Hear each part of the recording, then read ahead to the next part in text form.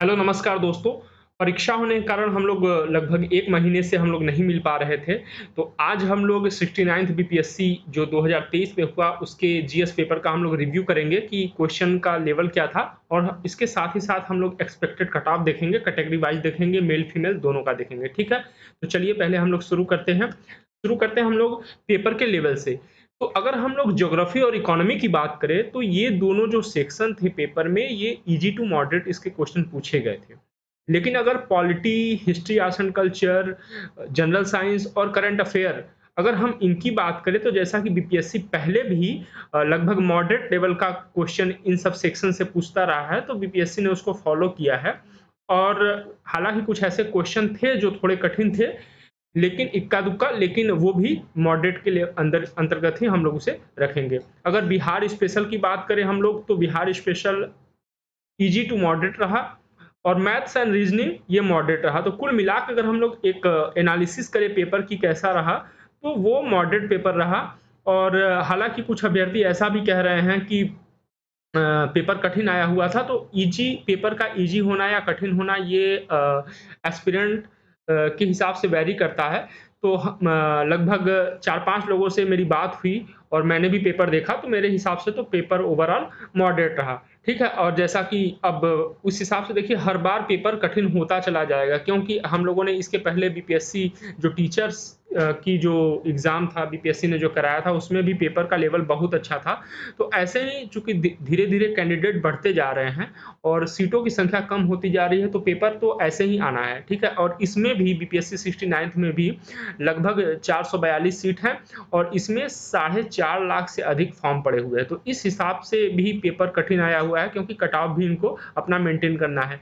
अगर इस हिसाब से हम लोग कैटेगरी वाइज़ कट ऑफ देखें, मेल फीमेल दोनों का हम लोग देखेंगे, ठीक है? तो अगर हम देखें अच्छा जो मेल का कट ऑफ है और जो फीमेल का कट ऑफ है, इनमें मैक्सिमम में जैसे कि अगर हम लोग अनरिजर्व कैटेगरी को छोड़ दें, तो शेड्यूल्ड इकोनॉमिक वीकर सेक्शन और ये सब में लगभग 8 से 10 अंकों का डिफरेंस है, कुछ में हालाँकि कम भी हो सकता है, हम लोग प्लस माइनस 2 लेकर चलेंगे।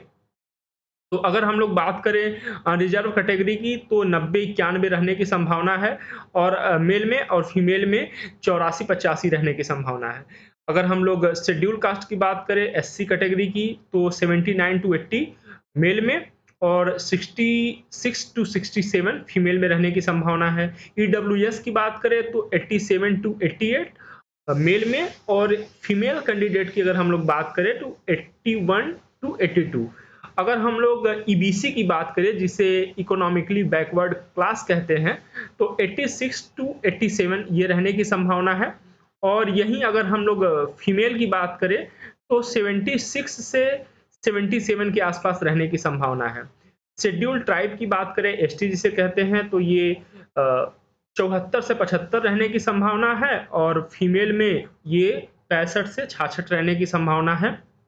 अगर बैकवर्ड क्लास की बात करें तो 67, 68, 89 ये मेल में रहने की संभावना है और 80 टू 81 ये फीमेल में रहने की संभावना है। अच्छा जब हम लोग ये कट ऑफ की बात कर रहे हैं तो हालाँकि रियल कट ऑफ क्या होगा ये तो परीक्षा में जो अभी हमने 4 लोगों से बात किया और लोगों का जो है कि देखा कि वो लोग क्या कह रहे हैं, पेपर कैसा रहा तो उस हिसाब से या फिर मैंने भी देखा तो उस हिसाब से जो प्रीवियस ईयर के पेपर थे उनके कट ऑफ थे उस हिसाब से हम लोग इस पे बात कर रहे हैं। हालाँकि और भी बाकी लोगों ने कैसे किया है ये तो एस्पिरेंट दर एस्पिरेंट ये तो पेपर का लेवल तो बदलता रहता है। तो हम लोग इससे प्लस माइनस 2 लेकर चलेंगे और जो नियर अबाउट कट ऑफ रहेगा यहीं रहने की संभावना है।